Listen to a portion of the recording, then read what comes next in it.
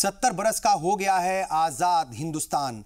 15 अगस्त 1947 से लेकर आज तक कई ऊंचाइयां हमारे मुल्क की तारीख में दर्ज हुई, जो दुनिया में भारत को सबसे तेज तरक्की करते मुल्कों में शुमार करती हैं।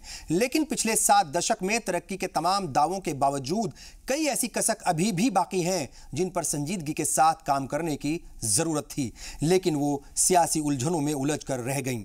आज हमारी आवाज में बात उन्हीं मुद्दों की करेंगे और सवाल उठाएंगे कि आखिर 70 साल के बाद भी कितने आजाद हैं हम।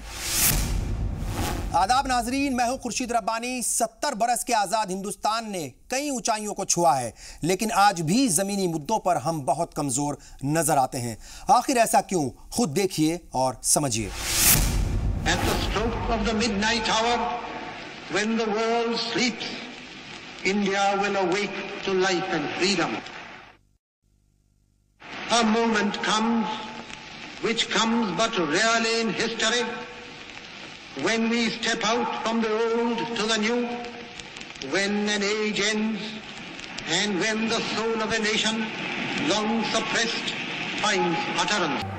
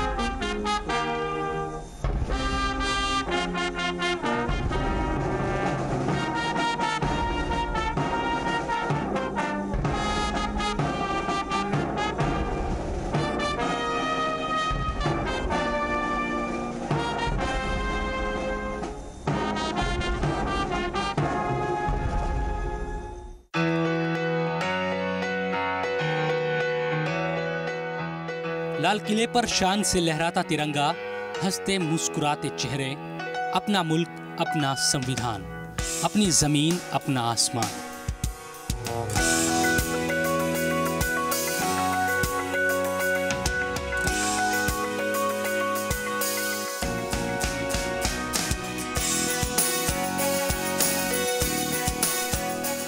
आजादी महज एक अल्फाज नहीं, बल्कि एहसास है जज्बात का, ख्यालात का, अपनेपन का, खुली हवा में सांस लेने का, अपनी मिट्टी से मोहब्बत का, अपने हक को पाने का, अपना सब कुछ देश पर लुटाने का। 70 बरस हो चुके हैं और पिछले 70 बरस से हर हिंदुस्तानी बड़े फख्र से इस एहसास को जी रहा है। अपने बुजुर्गों की कुर्बानियों की बदौलत आज हमारा मुल्क न सिर्फ आज़ाद है, बल्कि हमें इस सरजमीन हिंदुस्तान पर हर हक हासिल है। हर साल जब 15 अगस्त का मौका आता है, सारे मुल्क में एक अलग जोश और उमंग नजर आने लगती है। रंग बिरंगी सजावट से सजा पूरा देश दुल्हन की तरह दिखाई देता है, क्योंकि ये आज़ादी का जश्न है। लेकिन क्या वाकई आज़ादी के 70 बरस के बाद हमारा मुल्क इस हालात में पहुंच चुका है जो हकीकत में आज़ादी के सच्चे मायनों को बयां करते हैं? खुशहाली, तरक्की, तालीमी बेदारी, ऐसे कई मामले हैं जिनको जब नज़दीक से समझने और देखने की कोशिश होती है तो समझने में ज़रा देर नहीं लगती कि आज़ाद हिंदुस्तान के ख्वाब की वो ताबीर जिसको देखकर हमारे बुजुर्गों ने कुर्बानियाँ दी थी और अंग्रेज़ों के जुल्मों सितम सहे, वो अभी तक भी पूरी नहीं हो पाई है। आज़ादी के बाद से ही अब तक सियासी मफाद के चक्कर में राजनेताओं ने मुल्क के लोगों को ऐसी उलझनों में उलझाए रखा कि वो मुल्क जो हमारे बाद आज़ाद हवा में सांस ले पाए, आज वो हमसे बहुत आगे हैं। कभी इन 70 वर्षों में जमहूरियत ख़तरे में पड़ी है और ऐसे मौके आए हैं, तो हमने यही देखा कि ये हमारा एक आम आदमी जिसकी कोई शनाख्त नहीं, जिसका कोई चेहरा नहीं, जिसे आप भीड़ कहते हैं, इसी भीड़ ने समझा दिया उन लोगों को जो जमहूरियत के ठेकेदार बने रहते हैं कि आपकी ये ज़बरदस्ती और बालादस्ती हमें बर्दाश्त नहीं। ये बात सूरज से ज़्यादा रोशन है कि इस मुल्क की आज़ादी के लिए तमाम तबक़ात, तमाम मज़ाहिब और अदियान के लोग अंग्रेज़ों की ग़ुलामी से निजात पाने के लिए और इस ज़ंजीरों को काटने के लिए एकजा हुए और अल्हम्दुलिल्लाह उसमें कामयाबी मिली। हिंदू, मुस्लिम, सिख, ईसाई तमाम अक़वाम के लोग, पेशवायान मज़हब सब शरीक हुए। लेकिन आज़ादी से पहले एक ख्वाब था, एक तसव्वुर था कि खुली फ़ज़ाओं में, खुली हवाओं में सांसें लेंगे और इक़्तिसादी, माशी, तालीमी और जितने मसाइल थे जो अंग्रेज़ों ने ज़हनी तौर पर ग़ुलाम बना रखा था, उन सब से आज़ादी मिलेगी। और इसी तसव्वुर और इसी ख्वाब के साथ कसरत में वहदत और मुत्तहिदा कौमी महाज बनकर सारे के सारे लोग मिलकर उसमें हज़ारों लाखों कुर्बानियाँ पेश हुई। उसमें तमाम सेक्टर के लोग, तमाम मकातिब फ़िक्र के लोग, ख़ास तौर पर उलमाए किराम, मदारिस लोग, सारे के सारे लोग शहीद हुए और कुर्बानियाँ दी और मुल्क आज़ाद हो गया। 70 बरस का वक्त कम नहीं होता। 7 दशक में किसी भी मुल्क की तस्वीर बदल सकती है। भारत में भी तरक्की हुई, कई काम हुए, हम मंगल पर भी पहुंचे, लेकिन क्या सही मायनों में अब तक भी वो आज़ादी हमें मिल पाई जिसके ख्वाब राष्ट्रपिता महात्मा गांधी और शहीद भगत सिंह देखा करते थे? क्या भेदभाव खत्म हो गया? फिरका परस्ती की कमर टूट गई, जातिवाद की ऊंच नीच बंद हो गई, नौजवानों को रोजगार मिला, तालीमी बेदारी बढ़ी? क्या वाकई हमारा हिंदुस्तान खुशहाल हो गया?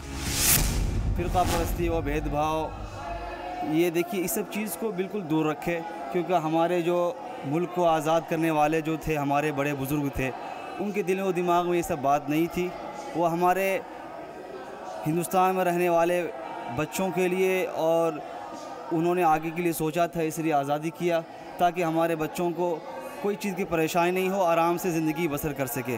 अगर हम अपने मुल्क को ऊपर नहीं ले जाएंगे, तालीम में ऊपर नहीं ले जाएंगे, यूनिटी में नहीं ले जाएंगे, सॉलिडरिटी में नहीं ले जाएंगे, अपने वेलफेयर में नहीं ले जाएंगे, तो ये कांस्टेंट नहीं रह सकता, नीचे जाएगा। इसलिए हमेशा काम करने के लिए इसको बना रहता है, करना चाहिए। और मैं समझता हूँ कि देश ठीक दिशा में जा रहा है, तरक्की हो रही है और इस तरक्की के साथ साथ हमारे जो युवा हैं वो भी इसके साथ जुड़ें और देश के साथ जुड़ें, देशभक्ति के साथ जुड़ें, पैट्रियाटिज्म के साथ जुड़ें, नेशनलिज्म के साथ जुड़ें और देश को आगे ले जाएं। किसी भी आज़ाद मुल्क के लिए सभी बातें बड़ी अहम हो जाती हैं, इसलिए भी क्योंकि जब मुल्क खुद मुख्तार हो फिर तरक्की में अड़चन की बातें भी बेईमानी सी लगती है। लेकिन हमारे देश के साथ 70 बरस में कुछ ऐसा ही हुआ। न हम गरीबी को ख़त्म कर पाए, न हम सेहत को चुस्त दुरुस्त कर पाए, पिछड़े इलाकों में तालीम की रोशनी आज तक भी सही से नहीं पहुंच पाई, तो नौजवानों को रोजगार के लिए आज भी मौके बेहद कम नजर आते हैं। मुश्किल इस बात की नहीं कि सियासी उलझनों की वजह से हुकूमत को यह मौका नहीं मिल पाया कि वो आवाम के मुद्दे सुलझा सके, बल्कि परेशानी इस बात की रही कि सेवाभाव से शुरू हुआ राजनीति का सफ़र भ्रष्टाचार और बेईमानी की लंबी लकीरें खींचता रहा, लेकिन किसी ने भी संजीदगी के साथ इसको रोकने की कोशिश नहीं की। आज 70 बरस के बाद भी अगर हमारा मुल्क इतने पीछे है तो इसके लिए सबसे ज़्यादा वो लोग जिम्मेदार है जो सत्ता पर काबिज रहे और काम के नाम पर उन्होंने सिर्फ लोगों से झूठे वादे किए। हमारी आवाज में वक्त हो गया एक ब्रेक का। ब्रेक के बाद आपको दिखाएंगे कि आखिर क्यों 70 बरस बाद भी हमारे लिए सबसे बड़ी चुनौती बनी हुई है बेरोजगारी।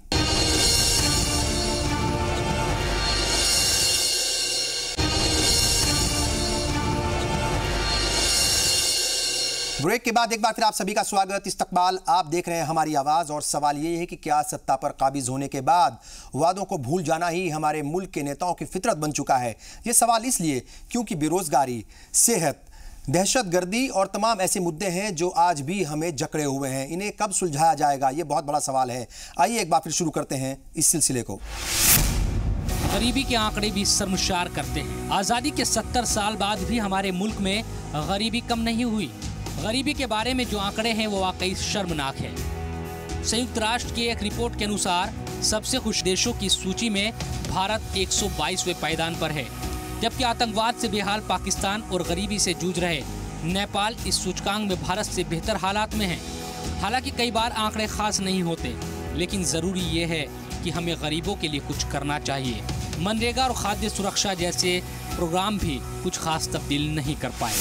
70 वर्ष आज़ादी होने जा रहा है, यानी पूर्ण होने जा रहा है, लेकिन ये आज़ादी आधी अधूरी है, क्योंकि इतने गरीब आदमी बहुत से पड़े हैं कि मुसलमान समाज तो बिल्कुल हर चीज़ से वंचित है, वो आखिरी पायदान पर है। शिक्षा में भी बहुत नीचे है, आर्थिक स्थिति में नीचे है, हर माने में वो अपने आप को उसको मालूम नहीं है कि हमको आज़ादी मिली है कि नहीं मिली। वो आज़ादी के माने में वो कुछ समझता ही नहीं था। नौजवानों में बढ़ती बेरोजगारी आज भी बड़ी चुनौती। रोजगार किसी भी देश के लोगों के लिए सबसे अहम होता है।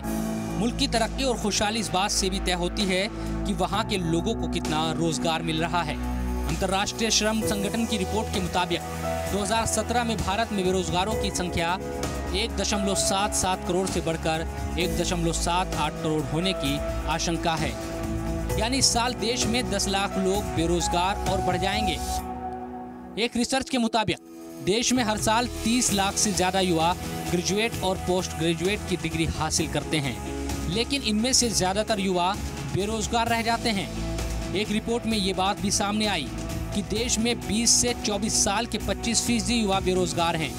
25 से 29 साल के 17% नौजवानों के पास नौकरी नहीं।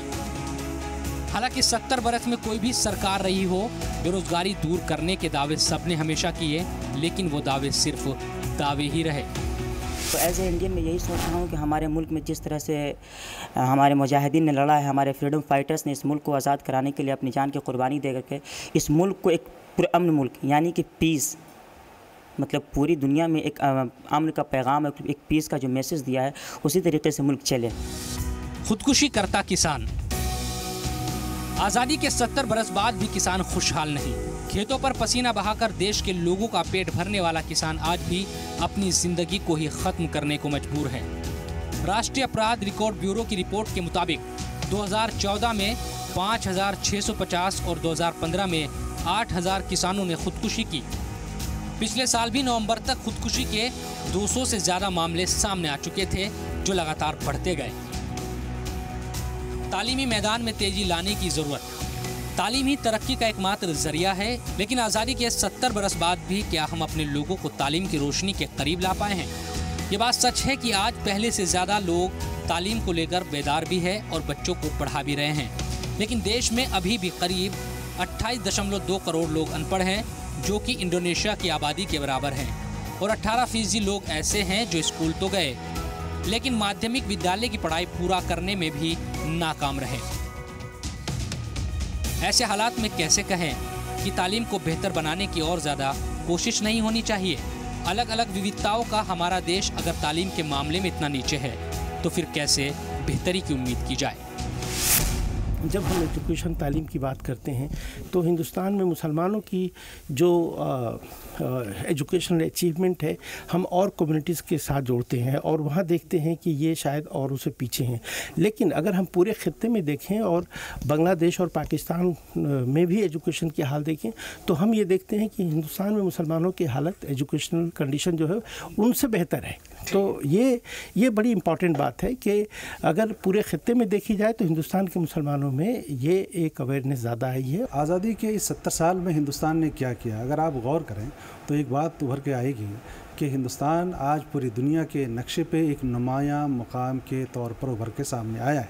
ये मुकाम किस एतबार से है? एक बड़ी जमहूरियत के एतबार से है, एक बड़े इक़्तिसादी पावर के एतबार से है और एक बड़ी मिलिट्री पावर के एतबार से भी है। और इसके अलावा खारजा पॉलिसी को हिंदुस्तान की अगर देखें तो इस एतबार से भी हिंदुस्तान की खारजा पॉलिसी ने पूरी दुनिया को अपने दामन की तरफ कशा आने की तरफ मजबूर कर रखा है। तो मैं तो ये कहता हूँ कि 70 साल में हिंदुस्तान ने बहुत तरक्की की है।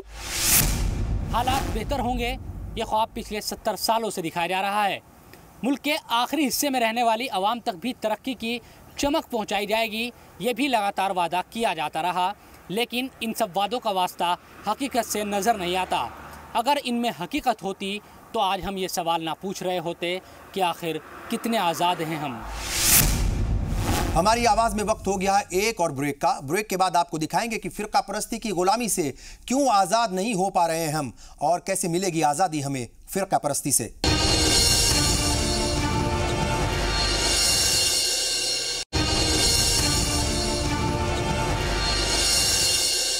ब्रेक के बाद एक बार फिर आप सभी का स्वागत, इस्तकबाल। आप देख रहे हैं हमारी आवाज। बात हो रही है आज़ाद हिंदुस्तान की। 70 बरस हो गए हैं मुल्क को आज़ाद हुए, लेकिन आज भी कई सारी ऐसी प्रॉब्लम्स हैं, कई सारी ऐसी कमियां हैं जिन्हें दूर करना वक्त की सबसे बड़ी ज़रूरत है। और आइए अब देखते हैं कि कैसे तरक्की की राह में कई बार फिरका परस्ती भी रोड़ा बन करके अड़चने पैदा करती है।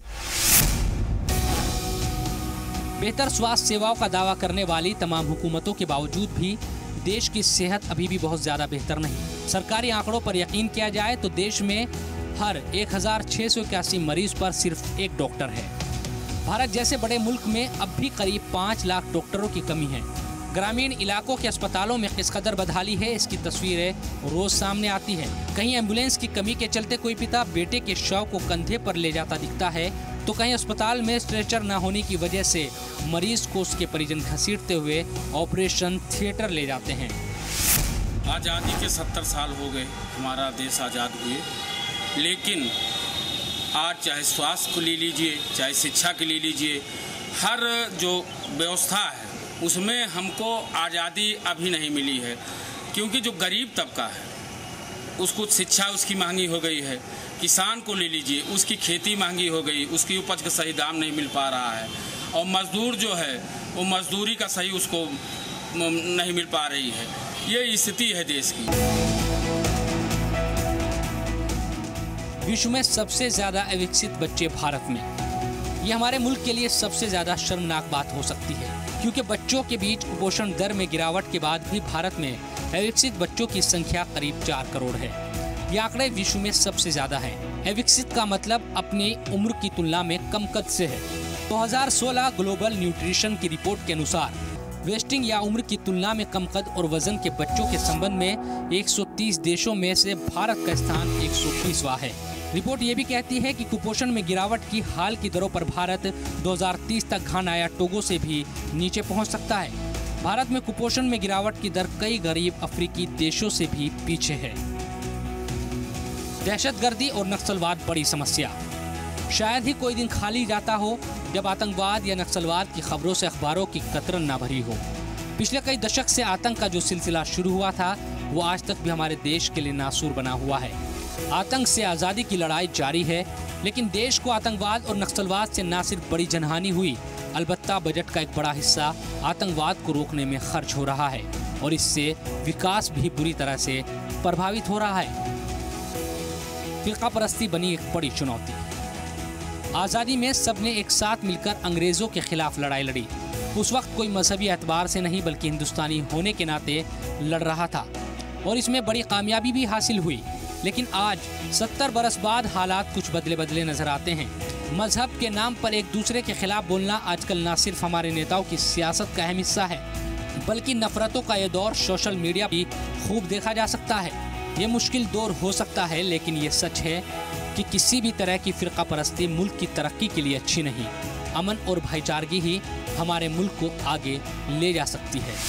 15 अगस्त को हर देश का बसने वाला जो बासी है उसको ये एहसास होगा कि हम सबको यूनाइट होना चाहिए, लेकिन कुछ लोग हमको डिवाइड करना चाह रहे हैं। मैं समझता हूँ कि इस 15 अगस्त पे सबसे बड़ा मैसेज ये होना चाहिए कि पूरे देश के लोग यूनाइट हों, चूँकि मिलकर तरक्की होगी इस देश की, किसी को छोड़कर तरक्की नहीं होगी।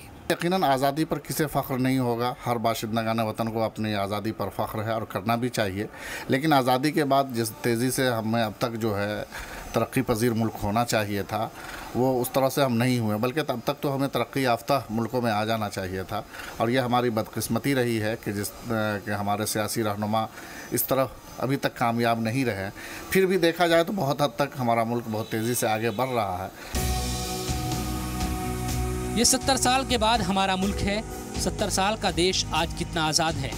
गरीबी से, भूखमरी से, बेरोजगारी से, आतंकवाद से, नक्सलवाद से, ये खुद तय कर लीजिए। नेताओं की उलझी हुई सियासत और लफाजी ने देश का भला तो नहीं किया, लेकिन कई बड़ी समस्याएं जरूर हमारे सामने रखी, जिनको मिलकर खत्म करना होगा ताकि वो खुशहाल भारत बन सके, जिसका सपना आज़ादी के दीवानों ने देखा था, जिसको लेकर हमारे बुजुर्गों ने अपनी कुर्बानियां दी थी। आज़ादी के 70 साल पूरे होने पर हमें एक और लड़ाई के लिए कदम बढ़ाने होंगे। वो लड़ाई होगी बेरोजगारी, आतंकवाद, कुपोषण जैसी समस्याओं के खिलाफ। यकीनन जब इन सब समस्याओं से आज़ादी मिलेगी, तभी सपनों के भारत का निर्माण हो पाएगा।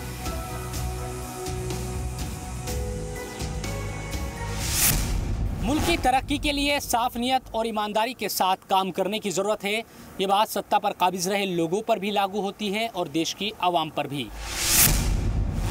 तरक्की करते हिंदुस्तान की तरफ आज दुनिया देख रही है, लेकिन इन तमाम कमियों को दूर किए बगैर हम आगे नहीं बढ़ सकते। यकीनन सबको मिलकर मुल्क को आगे लेकर जाने की ज़रूरत है, क्योंकि आज़ादी का मतलब अगर अंग्रेज़ों की गुलामी को तोड़कर खुली हवा में सांस लेना था, तो मुल्क को हर मोर्चे पर कामयाबी के साथ आगे बढ़ाना भी था।